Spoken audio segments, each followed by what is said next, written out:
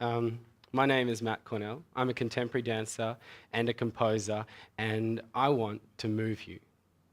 See, my passion is in movement because I believe in its ability to inform our state of being, for its potency at the crux of experience and, in turn, learning. And I despair that in the course of growing up, we're led to constrain our tactile engagement, ultimately inhibiting our full cognitive capacity. Today, I just want to share with you a few things that have led me to be able to do this. Or, okay, wait, there's one more. Or this.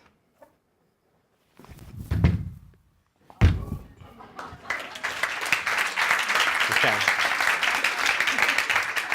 So I'm not going to say that everyone's a dancer, maybe. But perhaps everyone is a mover, yeah? Just the simple act of breathing is illustration of the relationship between movement and our well-being. Now, I make and collaborate in performing art to move people because I believe that once considered, nothing remains the same. And that this is just as true for movement as it is for TED ideas. Yeah? Just for a second, take your focus off me and move it to that point in your back, just between your shoulder blades. Now, there's no need to change anything deliberately, just notice what you notice. Okay, good. This split-second mindfulness is just a quick example on how directing our attention can disarm the tensions we hold that do not serve us. It also has this really awesome side effect that getting into your body gives the opportunity to get out of your head without having to be off your face. But the really compelling and poignant moments to me are when the mind and the body are working together as an integrated whole.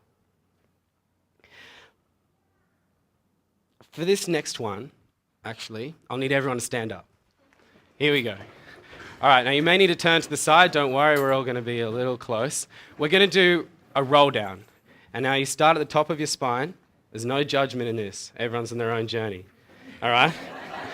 And you roll down one vertebra at a time in your back. And you just let your upper body hang. And it doesn't matter how far you get. Let your knees be bent if you want. Shift your weight. And this is all just about an experience. You can shake your head no, or you can nod your head yes. Okay, now we're just going to drop the pelvis and start rolling up, one vertebra at a time in our beautifully curved spine until we get to the top.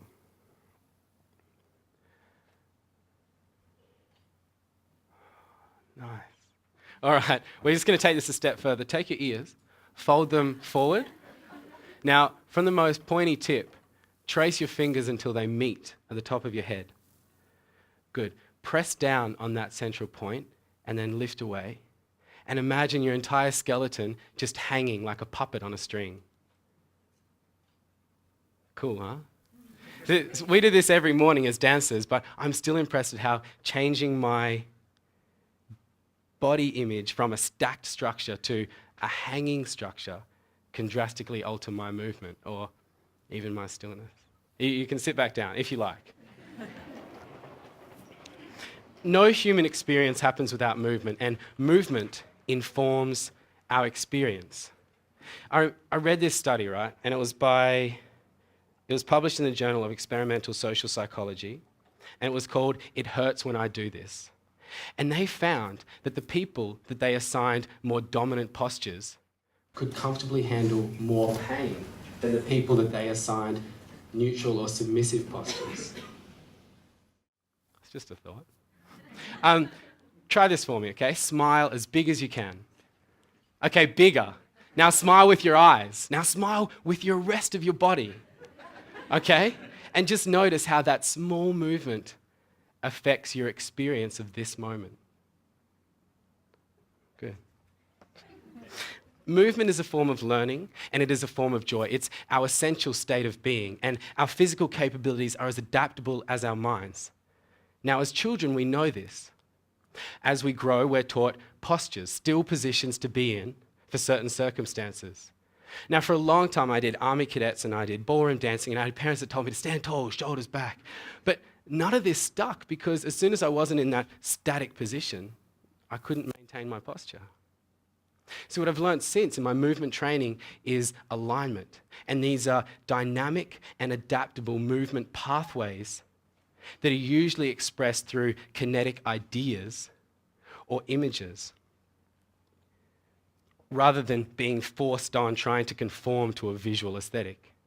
And it made me realize that if ideas, like hanging from a piece of string, can generate movement, then movement can generate and inform and process ideas, concepts, theories, wonderments, all catalyzed by or understood through movement. When he was in primary school, my little brother was forced to write with his right hand, even though he'd always drawn with and favoured his left hand. Soon after this, he was diagnosed as having a learning difficulty and, designated as an unruly kid. And I can't help but wonder if those two things are linked.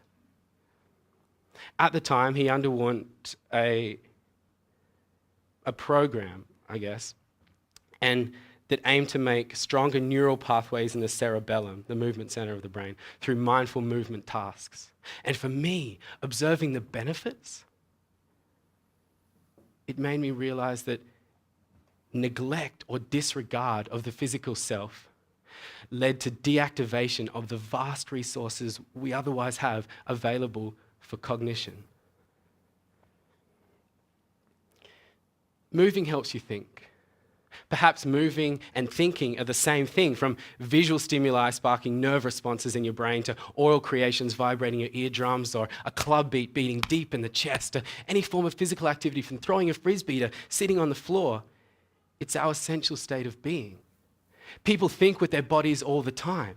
Cognition need not be mind-dominated, because it is, by definition, the process of understanding through thought, through experience, and through the senses. I would implore all of you to be curious, to play with yourself, and to notice when you find yourself pacing or flicking a pen or biting a lip or needing to go for a walk to clear your head, and how those movements affect your cognition. I say play with them all until you find the ones that really serve you. If they don't serve you, just let them go.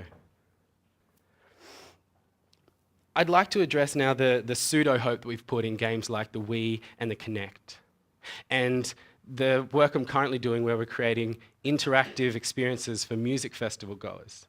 And it's usually digital projection, yeah? Now, they are fun, and they do get you to move, but what they neglect is the tactile experience. See, interactivity with only half of the body's senses is only half of an experience. There's no adventure, there's no fear to overcome. I mean, it's great for all the public liability paranoia that's fettering this country's visionaries, but it just falls short. I do believe that risks must be managed and they must be minimized, but to eliminate risk, we must eliminate experience. And when experience is our most effective form of learning, that seems a step too far.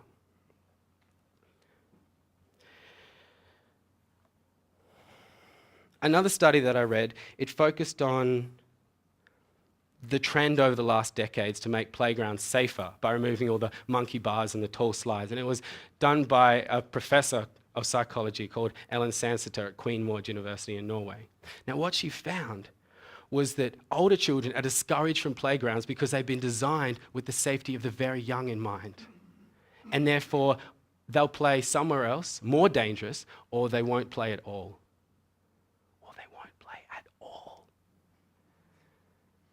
She also found that our fear of children being harmed by mostly harmless injuries may result in higher fear levels in children and increased levels of psychopathology. I remember accidentally falling to the floor in a dance class, right?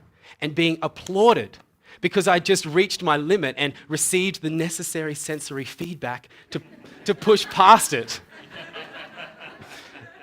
This is where I want to quote the movie Finding Nemo. All right, Marlin, Nemo's dad, I promised I'd never let anything happen to him. To which Dory responds, well, that's a funny thing to promise. And he's like, what? And she's like, well, if you never let anything happen to him, then nothing will ever happen to him. Little hurts and little accidents, they serve only to make us more aware and more intelligent with the way that we move through the world, the way we think and conceptualize the world, and the way that we reach and push past our limits.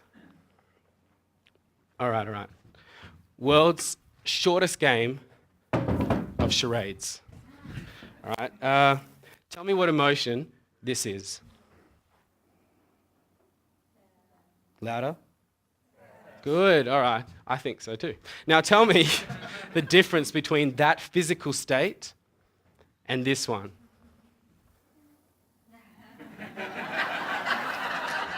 Yeah?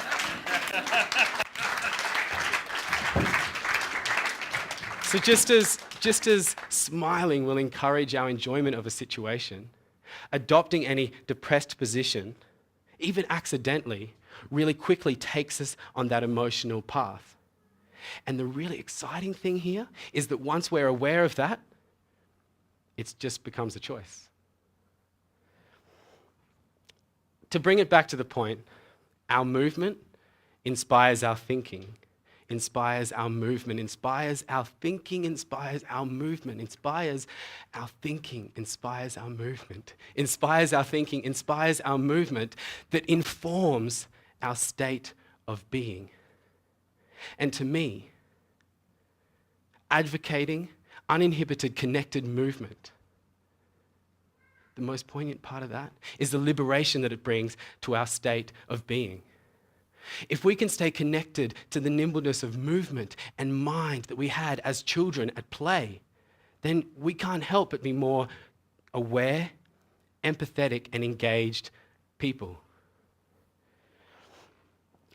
Our image of our body and its movement directly affects us. If we were in a bigger space, I'd get everyone to stand up again and we try the 6 limbs technique where you imagine your arms are limbs and your legs are limbs and your head is a limb and your tailbone is a limb. Now, it's just an idea, but it's just an idea that informs movement. When I tried this, suddenly I could dance with my head, or I could be thrown up in the air from my tailbone. And this was awesome. It's just the tip of the iceberg. Last but not least, the biggest moment of all, the one I'll probably be working on for the rest of my life. Finally, I realized the difference between discomfort and pain. And the old notions of getting comfortable to think could only take me so far, that feeling awkwardness and discomfort was a venture into the unfamiliar, meaning I was growing, having new experiences, and receiving new sensory feedback about it. In the first world, we've created a dichotomy, of either pain or comfort. But finding the bliss in discomfort does enrich and empower. Do this with me, right? Because you probably did it this morning. Just yawn and stretch beyond where you're really comfortable. All right, and let it go. And we all feel a little more awake, yeah? Then usually we just grab a form of stimulant and we get on with the day. So why don't we scale this? Stretching more to wake up more. Well, there's a little guy here that says, oh, that hurts. What are you doing? And I sometimes fall back into this thinking pattern myself, but then I'm reminded that the true nature of being embodied in a physical structure is that it delivers to us sensation that we may choose to respond. Discomfort is not pain. Discomfort is not pain. And unfortunately, we all need to discover that fuzzy line of difference for ourselves. But the possibility that it brings, it's incredible. Think back to a time when you laughed so hard that it hurt, or smiled so much that your cheeks were burning. Yeah? This is eustress. It's a positive form of stress and discomfort that encourages growth. Those were your abdominal muscles getting a workout so that next time you could laugh harder and for longer. Now, pain Pain is distress, and it's just our body informing us of potential injury. And we never want to venture into that, but ultimately, it's all just information. And learning to listen to and respond to that information has had the most profound impact on my life. It's also led me to the idea that, well, the realization, really, that it is my times of stagnancy, not activity, that cause me the most pain. Now, I just want to finish with a quote. It's by Dean Chuan from one of his many books on bodywork. And it goes like this. There are hundreds of conditions that do not threaten our lives, but only our comfort and our productivity. There are functional disorders that are unquestionably created by habits and by attitudes, not faulty parts or chemical deficiencies. Now, when it comes to the human body, we must use it or lose it. Yeah? And the confidence to do this doesn't come first. This is a fake it till you make it chicken and egg journey, and it rewards every step of the way. The way we move directly affects our state of being. And as a bunch of humans being, that's an important thing to remember. Thank you.